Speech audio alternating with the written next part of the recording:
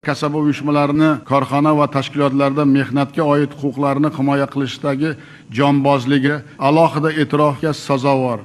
Buni keyingi yillarda 500 mingga yaqin xodimning qonuniy huquqlarini himoya qilib, ularning foydasiga 267 milliard so'm undirib berilganini ham tasdiqlaydi. Shuningdek, ishdagi baxtsiz hodisalar tufayli jabrlangan 1000 nafar xodimga 35 milliard so'm tovon puli to'lab berilgan.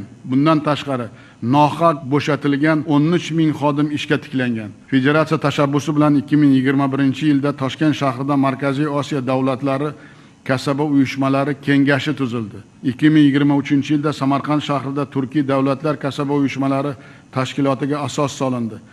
Federatsiyamiz o'tgan yili Xalqaro kasaba uyushmalari konfederatsiyasiga a'zo bo'lgani, uning dunyodagi mavqeini yangi bosqichga olib chiqadigan tarixiy voqea bo'ldi.